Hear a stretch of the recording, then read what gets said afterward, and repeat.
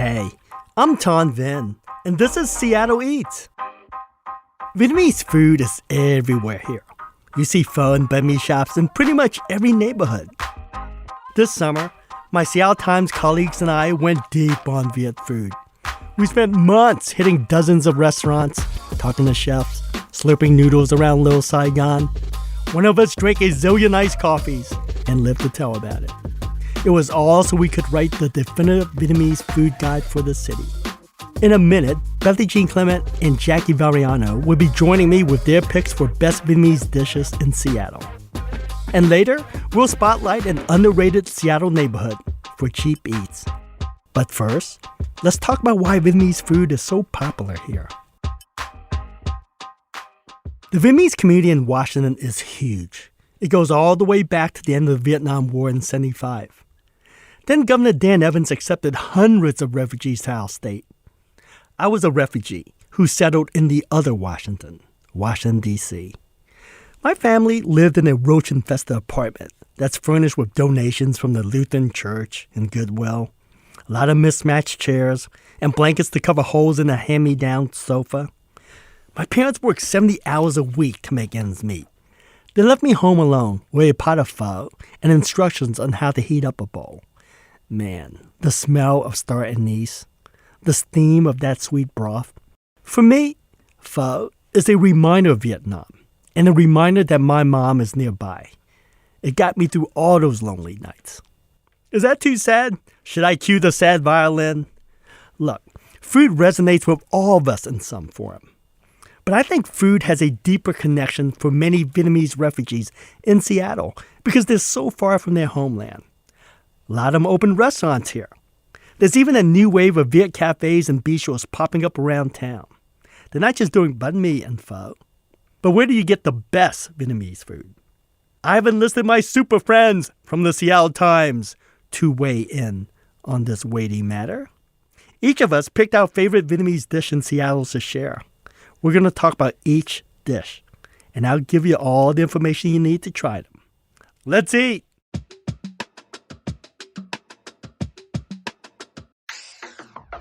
My food colleagues are here. Bethany, Jean, Clement, welcome to the studio. I'm delighted to be here, Ton. Thank you. And Jackie Varriano. How's it going, Jackie? So good. It's like we're in the Seattle Times newsroom, only with a really nice sound system. We should bring our own vinyl records and treat this like our own personal Tokyo listening room. But alas, we're here to work. We're here to work. This isn't work, Ton. This is fun. There you go. That's the attitude. In fact, we spent months working on this Vietnamese food guide. We want to give people a window into Vietnamese food. So we've picked our favorite dish from this project to taste and to talk about. First up, Jackie, what dish did you bring to share with the class? I brought the Paté show from KUOW Bakery in Othello. I think a lot of people think of KUOW Bakery as being the place to get bread for banh mi. You'll see people walking out with like huge bags of bread, and they supply a lot of banh mi shops throughout the area. They also make their own banh mi there, but I think the one unmissable thing to get is this little treat. It's puff pastry. It's got this really juicy, tender pork meatball inside of it. It's very cheap. And it's just like the best case scenario of two cultures coming together in a beautiful dish. It's called Paté show, and it's essentially a meat pie. Mm-hmm. The Vietnamese meat pie is what it is. Yeah. Or a beef Wellington if you want to get fancy about it. Yeah. I mean, it is fancy. It's like simple fancy. Yeah. Now, how cheap is cheap, though? I think the last I clocked it was $5. I think it's $3.50. No, it's yes. $3.50? Yes, it's $3.50. Okay, so it's even cheaper than my mind could even comprehend. Right? Isn't that crazy? Because like 4 years ago when I wrote about this, it was like $3. And then after the story came out, they raised it to $3.25. And after you wrote about it, they raised it to $3.50. In New Seattle, that's a level of inflation we can all live with. A quarter at a time. Yes, a quarter at a time. I mean, girl math, it's basically free. Based on the joy it brings you. You can't even get a slice of pizza for $3.50. No, sadly, no.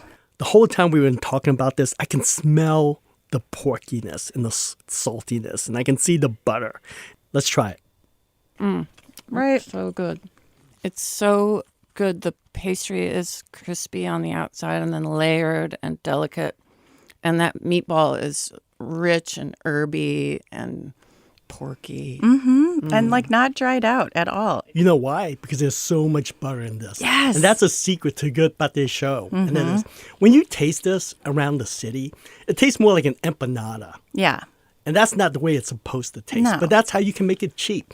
They've done this right at KUOW Bakery because it tastes like a flaky croissant pastry. And the meatball obviously has a lot of fat in it.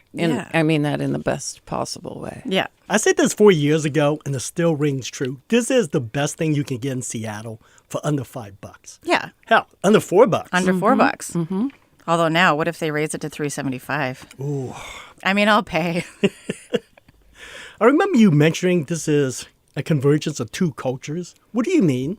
Well, I mean, I don't ever want to rah-rah colonialism, but, you know, to say the least. To say the least, right? But thank you to France for introducing this whole layered bread product, and then to the Vietnamese for totally making it their own. Right. And Vietnamese food has so much influence from France and China and Thailand. And you can see that in banh mi, and especially in this. Because when people think of like French influence, they always think of banh mi. But I think this is more of a French influence than a banh mi. Because it's a croissant. It's a buttery croissant. With the laminated dough, I can't think of anything else like this in the Vietnamese kind of repertoire of pastries. I mean, I always like to look at the history of things and like how we got to where we are today. So I was really excited to write that story, kind of drawing that line from some of the first Vietnamese restaurants in Seattle, because they were really responsible for introducing all of us to Vietnamese cuisine. So it went through this period of let's have a huge menu to then let's have a very small menu so we can kind of try to get you on board with one or two dishes. Now we're back in this expansion phase, I feel like, with these new restaurants that are coming in.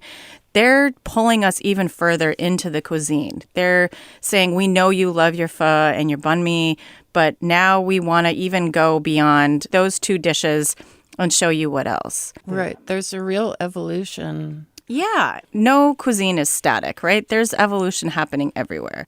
Exactly. Jackie, that was great. But it's my turn at Show and Tell. I brought Bún Chả Hà Nội. And in fact, what we're eating here is at Ba Bar, one of the hottest Vietnamese restaurants around. And what we have here is just like a big tray is how it's usually served. You have a garden of herbs and veggies. You have vermicelli noodles. And you have this magical bowl of vinegary fish sauce. And then you have pork two ways. You have strips of pork belly. They're like charred on the edges and nice and lacy. And then you have like 2, maybe 3 patties. They look like breakfast sausage patties, but have much more fattiness. It's almost like a meatball, I would say. And it's just magical. It just, you taste like the cornucopia flavor. You have the smokiness, the savoriness, but you have the fresh herbs to cut into some of that rich fattiness. Because you're going to need it, because it's so fatty rich, it's absurd. But enough of me blathering. Let's see how it tastes. I would dunk the patty into the smoky sauce, which is a vinegary fish sauce. I would also dunk the pork belly into the fish sauce. It smells so richly smoky and savory. I think that's a magic because the sauce is really fatty and smoky because they actually added like melted fat, rendered fat into this fish sauce. They also added like fat back into the sausage patty so it's not dry. I think there's a theme here because the first one we said fatty, moist, and same here. Would eat. Okay, what do you do with the noodles? Is it also just dipping the noodles in the broth? I just like to pour it over the bowl of vermicelli noodle. And Bethany, we went to Vietnam 5 years ago. We ate this all the time in the streets of Vietnam. It was very popular on the sidewalk or in an alley. I picked this dish. It's good, but I think it shows a watershed moment in terms of not just food culture, but Vietnamese culture. Because when you think of Vietnamese food, You don't realize this, but you're eating Southern food because most Vietnamese refugees are from the South, and that's the cuisine they brought to the United States. You don't see a lot of Northern dishes, and this is an aberration because it is from North Vietnam. It's in the name. It's Bún Chả Hà Nội, the capital of Vietnam now. Northern Vietnam is synonymous with communism. That's how people in the South view it. So when people see this dish, it sometimes triggers them because they see it as a representation of communism. And fast forward to 2016, things changed dramatically. Anthony Bourdain and President Obama had this dish in Hanoi.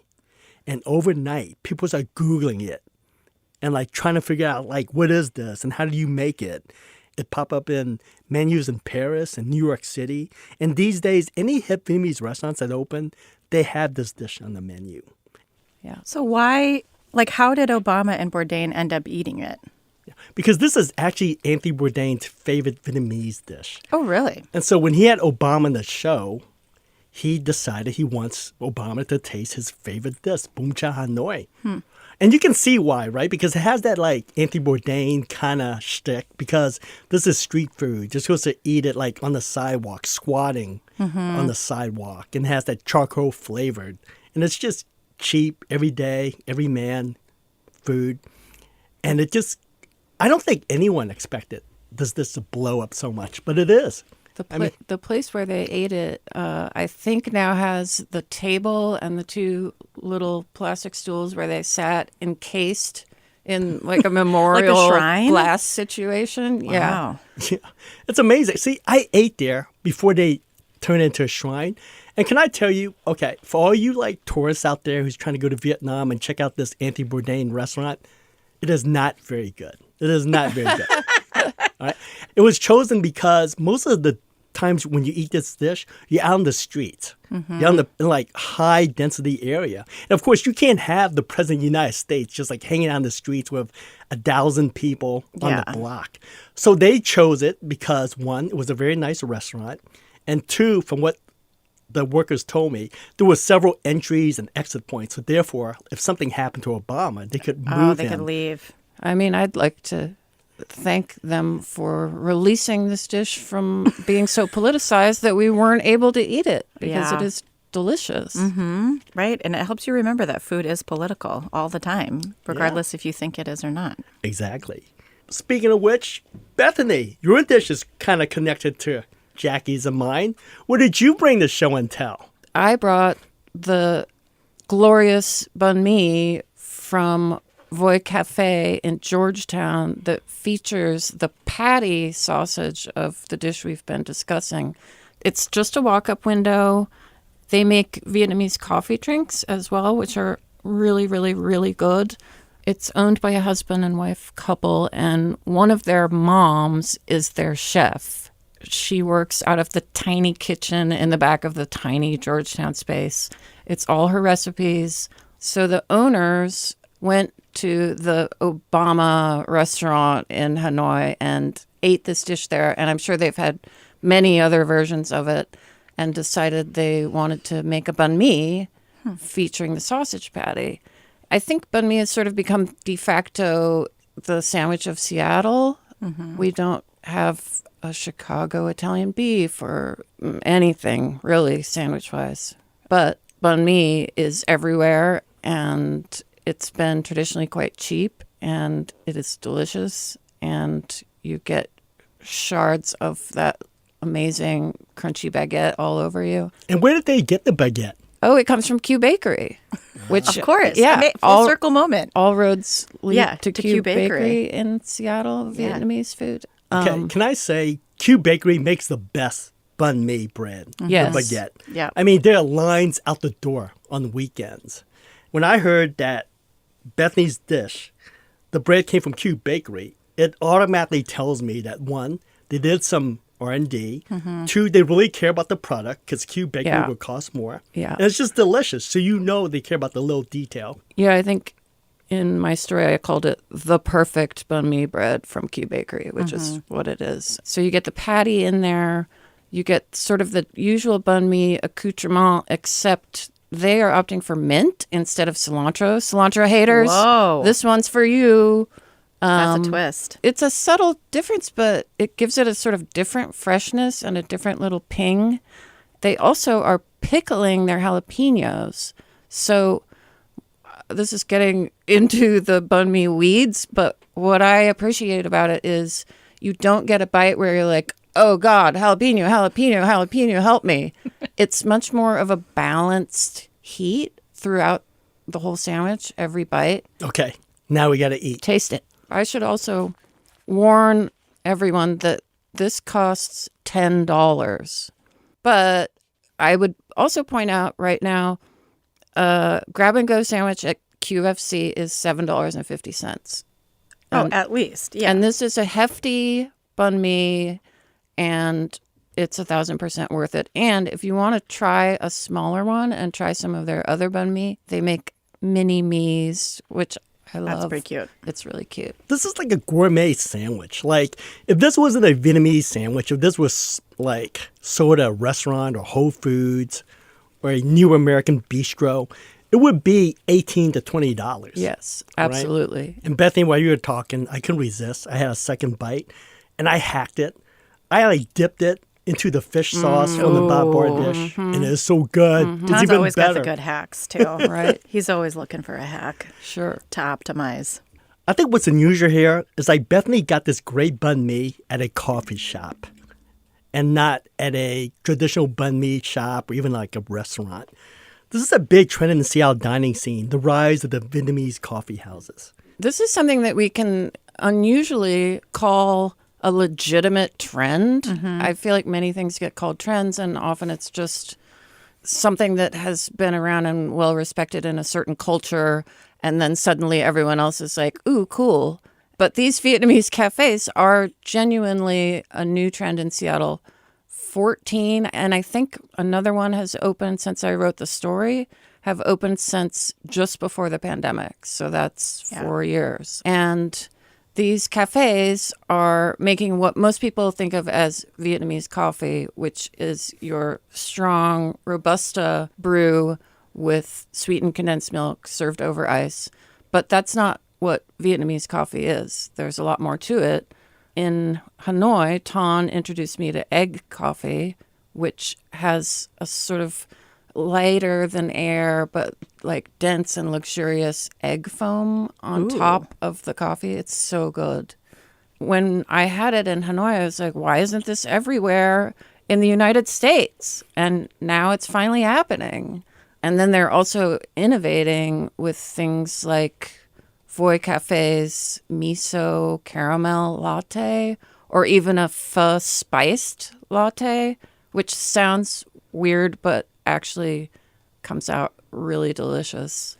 And that innovation combined with tradition thing is also evident in the sandwich that we all just tried, right? It's a banh mi, but no one in Vietnam would make a banh mi with the sausage patty like this. Yeah. And going back to what you said about coffee, I think one of the best Vietnamese coffee is the fish sauce coffee at Anchovies and Salt. Really? Before you go, gross, you can't taste the fish sauce. It's more there for the umami, so it tastes like salted caramel. Exactly like salted caramel. It is a delicious coffee.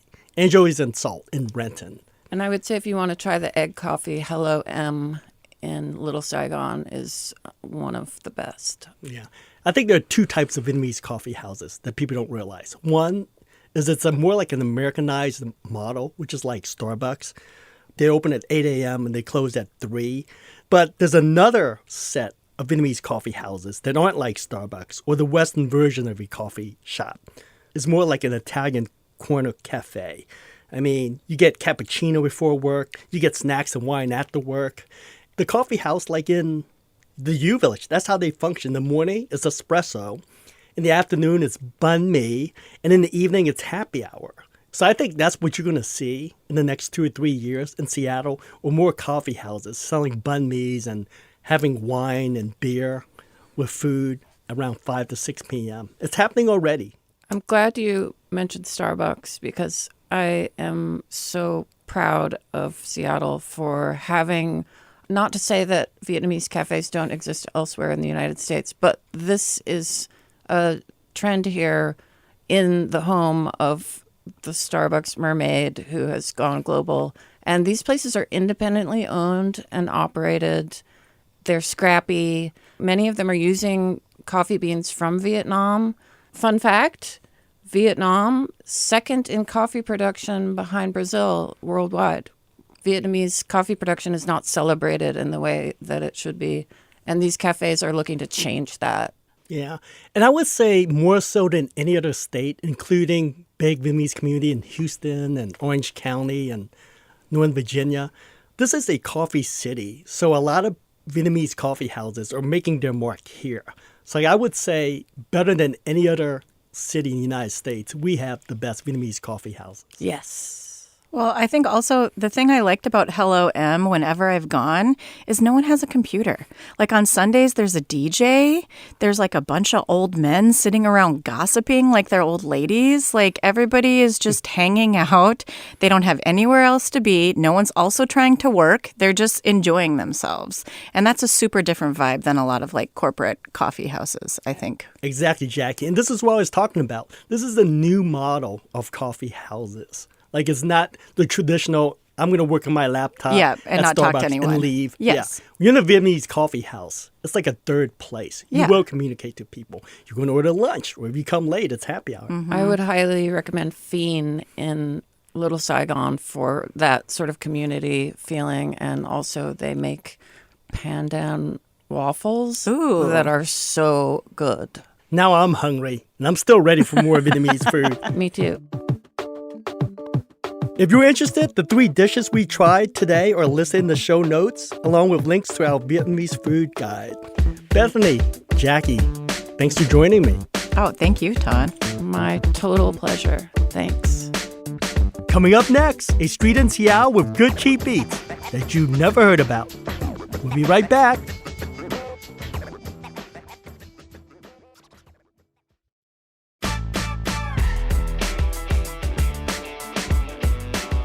It's time for Tip of the Week. This is where I share tips on getting out and enjoying something to eat or drink around the city. Seattle Eats producer Claire McGrain is here to help. Hey, Claire. Hi, Ton. Okay, usually you ask me a question, but today I have something I want to talk about. Great. What you got? I want to talk about a part of the city that no one seems to know about. It's West Woodland. It's this odd place, Claire, where people don't call it West Woodland. They usually consider it part of Ballard or Feeney Ridge. It has very much an identity all on its own. So this is so interesting. I used to live in Ballard, so I've heard like some area around there called West Woodland. I could not point to this on a map, though, despite living there for like years and years. So like exactly what streets should I be imagining? When people think of West Woodland, if they think of anything, they think of the main drag, which is along Northwest 65th Street. Between 4th and 7th Avenue, that's its restaurant row. Okay, I know exactly what you're talking about, actually. There's a bunch of restaurants kind of near the Ballard Goodwill. And I drove through that area all the time. I had no idea that it had a name. Right? And you know what? If you mention that this is Ballard or Feeney Ridge, oh man, people in that neighborhood would just rim you for it. You will get so many angry calls as we do at the Seattle Times when we do this. Oh, no. But I've learned my lesson. And you know, the funny thing about this, Claire, is like when you drive around North Seattle, once you pass Northwest 65th Street, I feel like you're in like a time machine because you see one dark bar that has posters of Farrah Fawcett. You have arm wrestling competitions, actually. Are you kidding? Bar. Yeah, where they used to. And another bar serves food out of a crock pot, right? I feel like I'm in Seattle in the 90s when I'm in that area. Like a lot of Finney Ridge and Ballard and Fremont and other parts of North Seattle have gotten really built up. And along 65th, there's this just weird kind of eclectic row of single-story restaurants that feel like they've been there for 30 years. Right. So I'm sure we could talk about this neighborhood for forever. Can you tell me like 3 spots that I should go check out if I want to go to West Woodland? You got to hit the dive bar at the Tin Hat. This is where they have all those iconic 70s posters of a naked Burt Reynolds and Farrah Fawcett and her like glowing blonde hair. And this is where the food choices and prices are also from another era. I mean, on Wednesday, they have spaghetti and meat sauce for $8.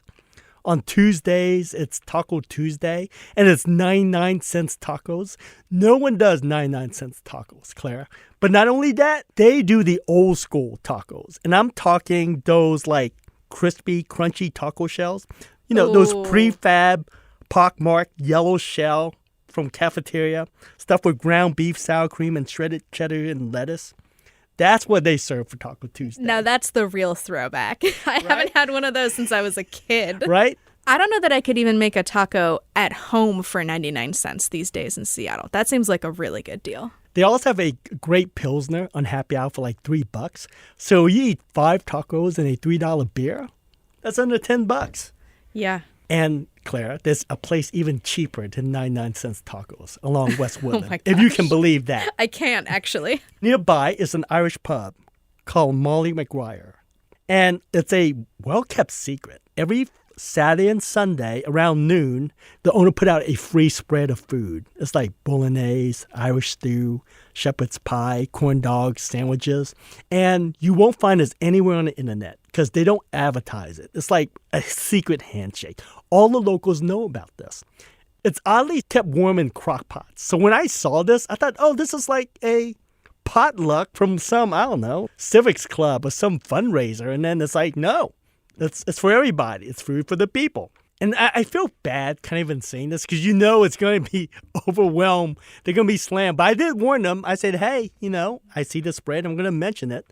It's good for them because the earlier you go, you're kind of expected to buy a drink. So that's good. And that makes total sense. I bet they're not super busy selling drinks in the early afternoon on a Saturday and Sunday. But if people are coming in to grab some of the free shepherd's pie, they'll have a pint. Yeah, I hope so, Claire. We'll find out if I get angry emails. Yeah. Because I can see the regulars rolling in at 1:30 or at 12:30. I was like, what the heck happened? Where's the food? It's always here on weekends. Where's all the corn dogs? Which leads me to the third place I would recommend. It's called the Dray. Oh, yeah. This made an appearance in our last episode about fresh hop beer. Yeah, I would say it's one of the most important bars to open in Seattle in the last 20 years. Because it opened in 2008. It's one of the first craft beer bar. It's also one of the few soccer bars that opened in 2008. Oh, wow. Yeah, so not only was it a neighborhood bar, but it drew like a lot of soccer fans from, strangely, Microsoft. Like people who live or who had visas from Europe or wherever, they came to this bar to watch the soccer games. And then all hell broke loose. In 2011, winter of 2011, word got out that this bar had the world's most sought-after beer on tap, Piney the Younger IPA. And overnight, actually, no, within hours, the place was packed. Like, it caused, like, traffic and parking congestions, and everyone was mad. And can I confess something? I was the one who told everyone. I was the one who blew the lid on this. It's your fault. Because I heard that, hey, because in 2011, Piney the Younger was a much sought-after beer. And I heard, oh, my God, the Dray has this on tap. I'll write about it.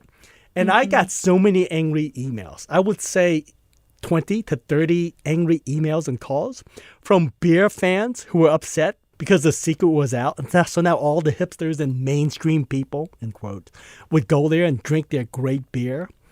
I got angry emails and calls from like neighbors who live in the area saying that, hey, I couldn't park in the streets and who are these drunks and so forth. Like when I wrote this, I thought, oh my God, I got this great scoop. Never realizing I would upset so many people. The locals, the beer community, the soccer community. Oh, yeah, you don't want the soccer community mad at you. Oh, yeah. I seen those Euro matches and those, quote, hooligans. Oh, man, that's rough. Oh, they're tough. Yeah. Good news. The Dray is now back to normal. It's safe to come out again because now we have so many soccer bars, we have so many craft beer bars that outsiders don't go all the way to West Woodland. And I would say that if you're, I don't know, nearby or even me, I would drive there because I love the cozy atmosphere. I love the beer list. They got some great beers there. And there's so many people, like I used to be, that lived in Ballard, maybe closer to central Ballard, but it might be worth it to head out and check some of these places that are a little less crowded, probably. I just think it's really great to like learn about little pockets of the city that have so much going on where you might drive by and not realize. Oh, heck yeah. It's so much more interesting. It's not like the mosh pit that is Ballard on a Saturday night. Oh, it's my really gosh. chill. Well, thank you for introducing me to a part of the city that I am excited to go to sometime now. No, I'm happy to share. I don't think the neighbors are in West Woodland are happy, but what can you do? No gatekeeping here. Sorry, folks.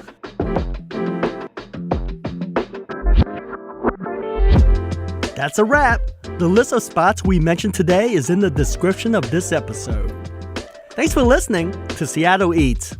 The show is a production of the Seattle Times and KUOW, part of the NPR network. You can support Seattle Eats by investing in the local newsroom and the specialized beats that make this sort of storytelling possible. Please consider joining and subscribing at KUOW.org/eats and SeattleTimes.com. Seattle Eats is produced by Claire McRain and edited by Jim Gates and Trevor Lensmeyer. I'm Tom Ben. See you in 2 weeks.